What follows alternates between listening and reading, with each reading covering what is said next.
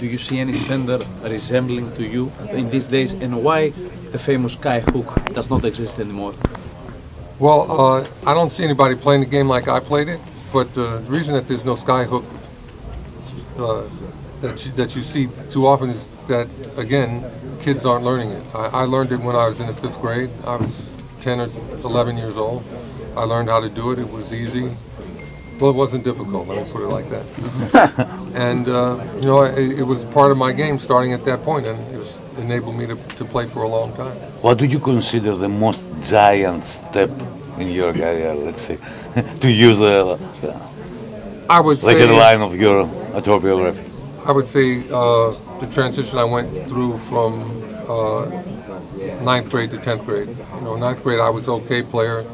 10th grade I was consensus All-America, and I got better from there.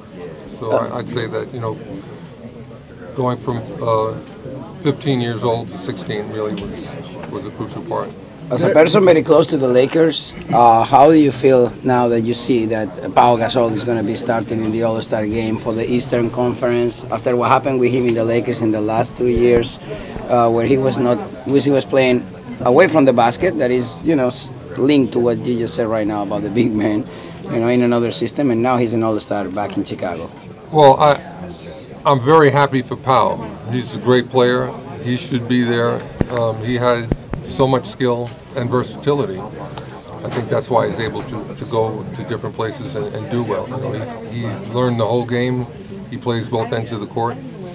And, you know, that type of talent and versatility enables him to last as long as he has and do as well as he has done. So I'm very happy for him. As a center that you were, how do you feel when you see two brothers, centers from abroad, overseas, starting for the All-Star game? Well, I think it's wonderful. They both have worked very hard to get to where they are. They continue to learn. I remember when Marc first came to play for the Grizzlies, physically he wasn't there. And you know, in the years in between then, he's worked very hard on his body and on his knowledge of the game. That's why he's going to be starting in the All-Star game.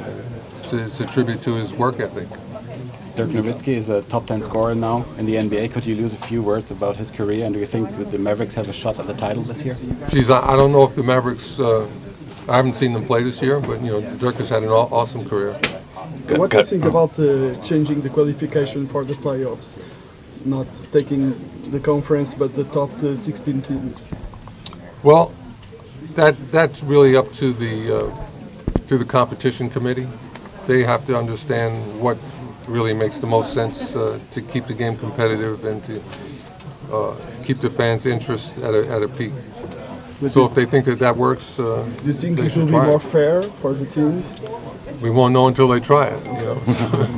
Kareem, Milwaukee Bucks, the team that you led in the first championship in '71, has a Greek guy, Giannis Antetokounmpo. Have you seen him? How you evaluate his progress so far? He's a Greek guy. I think he's originally from Nigeria. 34. Yeah. No, his origins is from Nigeria, but he was born and started playing basketball and grew up in Greece. Okay, but he's a talented player. I haven't seen him play that much, but he's got size and athletic ability. He can make it. These days, the basketball is a global sport. Like the NBA is a good example of that. A lot of international players. How important is for the NBA as a league to grow up as a league? Had that many international players? Well, I think the NBA really has achieved what it wanted to achieve in that the game has appeal across all types of cultural and political borders. Everybody seems to like the game. We have players from all over the world, literally, and young athletes all over the world want to come into the NBA and play. I think that's a great achievement. I think it will guarantee the growth of the game. It will continue. I wouldn't be surprised to see a professional basketball league in Europe or even Asia. It should not be impossible. When you were playing, to have more than 100 players outside of the United States, there was something out of imagine. Oh yeah, when I was playing, there were like 5 or 6 players from overseas, and they were an oddity. And now it's so commonplace. Somebody was telling me that the face of the game is going to be like San Antonio. You know, some Americans and some players from a number of players from all over the place. So out of out of this year's signature basketball line for the All-Star Weekend, who do you think has the best sneaker this year? I do. Why? Mr. Jabbar, do you believe that you paid for your beliefs by not becoming, by not given a chance to become a head coach or an executive in this league?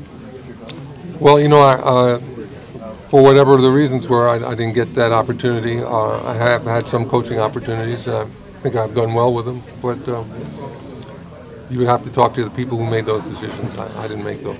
Is any player that he might break your unbelievable records? I'm sorry, I didn't get your question. Is there any player, any present player, who might break your unbelievable records? I don't know. It doesn't look like it at this point, but you never know. I got there, so someone else can. But it's been fun. I've been able to enjoy being the all-time leading scorer for some time. What is the secret? Is consistency, is dedication? What is the secret to staying on the top for so many years, win championships, have so many individual and team distinctions? Well, for me, that was my work ethic. I wanted to be the best I could be. I trained in the off season, and that enabled me to quit when I wanted to quit.